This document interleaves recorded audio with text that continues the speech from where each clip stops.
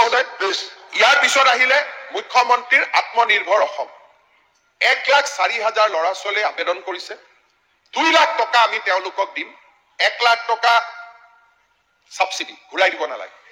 1 লাখ টকাও কেতিয়া ঘূৰাই দিব 5 বছৰ পিছত তাকো 5 বছৰৰ ভিতৰত তাৰমানে 10 বছৰ 5 ইয়াৰ্স মৰেটৰিয়াম পিছৰ 5 বছৰ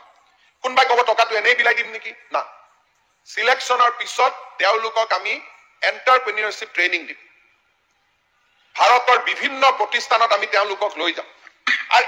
এজন হিতাধিকাৰীৰ লগত এজন মেন্টৰ থাকিব আমাৰ উদ্দেশ্য হৈছে 2 লাখ টকা খৰচ কৰাৰ পিছত লৰাজনে যাতে প্ৰধানমন্ত্ৰীৰ মুদ্ৰা আঁচনিৰ অধীনত লোন ল'ব আৰু লোন ল'ব পাৰে আৰু এই আঁচনিটো এতিয়া আমি স্থায়ী কৰিব খুজিছো যে প্ৰত্যেক বছৰে অন্তত 50,000 হিতাধিকাৰীক এই আঁচনিটোৰ অধীনত আমি কৰি গৈ থাকিব পাৰো ওৱান টাইম নহয় এইবাৰ আমি সিদ্ধান্ত লৈছো ইয়াত দুটা ভাগ আছে যিসকলে ইঞ্জিনিয়াৰ পাছ কৰিছে এগ্ৰিকালচাৰ পাছ কৰিছে ভেটেনাৰী পাছ কৰিছে তেওঁলোকক আমি 5 লাখ টকা দিম